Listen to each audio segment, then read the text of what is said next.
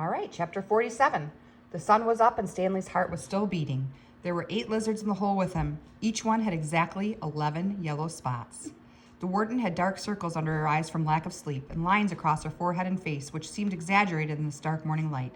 Her skin looked blotchy. Satan, said Zero. Stanley looked at him, unsure if Zero had even spoken or if he'd just imagined it. Why don't you go see if you can take the suitcase from Zero, the warden suggested. Yeah, right, said Mr. Sir. The lizards obviously aren't hungry, said the warden. Then you go get the suitcase, said Mr. Sir. They waited. Satan Lee, said Zero. Sometime later, Stanley saw a tarantula crawl across the dirt, not too far from his hole. He had never seen a tarantula before, but there was no doubt what it was. He was momentarily fascinated by it as its big hairy body moved slowly and steadily along. I'm trying to make it so that it's centered in the book, but it can't get it perfect. Look, a tarantula, said Mr. Sir, also fascinated. I've never seen one, said the warden, except in... Stanley suddenly felt a sharp sting on the side of his neck. The lizard hadn't bitten him, however, it was merely pushing off. It leapt off Stanley's neck and pounced on the tarantula. The last Stanley saw of it was one hairy leg sticking out of the lizard's mouth. Not hungry, huh? Said Mr. Sir. Stanley tried to return to the snow, but it was harder to get there when the sun was up. Interesting. I love the wording of that.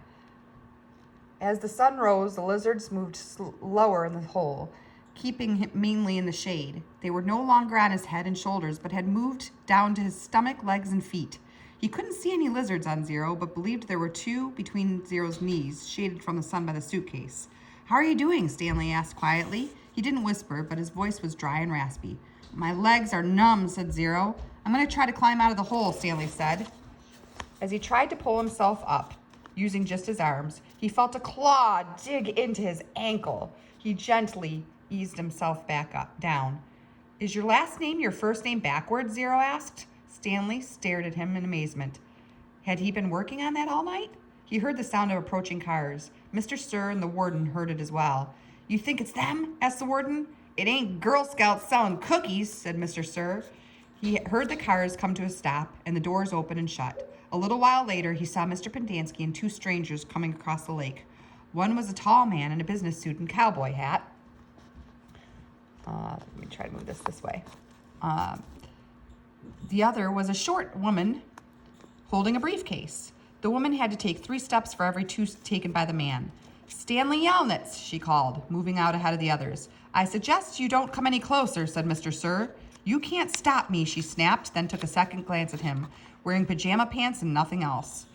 We'll get you out of there, Stanley, she said. Don't you worry. She appeared to be Hispanic, with straight black hair and dark eyes. She spoke with a little bit of Mexican accent, trilling her R's.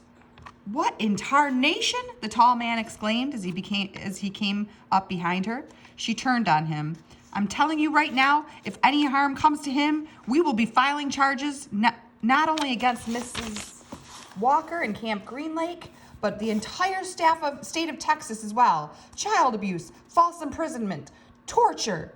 The man was more than a head taller than she and was able to look directly over her as he spoke to the warden. How long have they been in there? All night, as you can see by the way we're dressed. They snuck into my cabin while I was asleep and stole my suitcase. I chased after them and they ran out here and fell into the lizard's nest. I don't know what they were thinking. That's not true, Stanley said. Stanley, as your attorney, I advise you not to say anything, said the woman, until you and I have had a chance to talk in private. Stanley wondered why the warden lied about the suitcase. He wondered who it legally belonged to. That was one thing he wanted to ask his lawyer, if she really was his lawyer. It's a miracle they're still alive, said the tall man. Yes, it is, the warden agreed, with just a trace of disappointment in her voice. And they better come out of this alive, Stanley's lawyer warned. This wouldn't have happened if you'd released him to me yesterday. It wouldn't happen if he wasn't a thief, said the warden. I told him he would be set free today, and I guess he decided he'd try to take some of my valuables with him. He's been delirious for the last week. Why didn't you release him when she came to you yesterday? The tall man asked. She didn't have proper authorization, said the warden. I had a court order. It was not authorized, the warden said. Authenticated? Oh, I'm sorry. It was not authenticated, the warden said. Authenticated? It was signed by the judge who sentenced him. I needed authentication from the attorney general, said the warden. How do I know it's legitimate? The boys in my custody have proven themselves dangerous to society. Am I supposed to just turn them loose anytime someone hands me a piece of paper?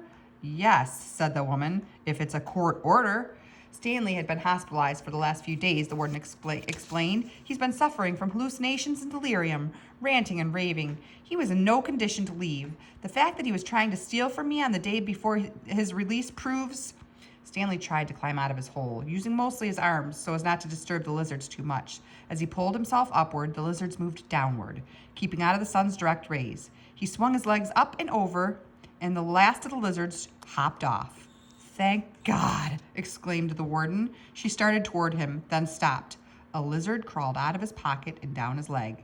Stanley was overcome by a rush of dizziness and almost fell over. He steadied himself, then reached down, took hold of Zero's arm, and helped him slowly to his feet. Zero still held the suitcase. The lizards, which had been hiding under it, scurried quickly into the hole. Stanley and Zero staggered away. The warden rushed to them. She hugged Zero. Thank God you're alive, she said, as she tried to take the suitcase from him. He jerked it free. It belongs to Stanley, he said. Don't cause any more trouble, the warden warned. You stole it from my cabin, and you've been caught red-handed. If I press charges, Stanley might have to return to prison. Now I'm willing, in view of all the circumstances, to... It's got his name on it, said Zero. Stanley's lawyer pushed past the tall man to have a look. Oh, that's how he knew that his name was Yelnats spelled backwards. See? Zero showed her. Stanley Yelnats. Stanley looked too. There in black letters was Stanley Yelnats. The tall man looked over the heads of the others at the name in the suitcase. You say he stole it from your cabin? The warden stared at it in disbelief. That's impossible. She couldn't even say it.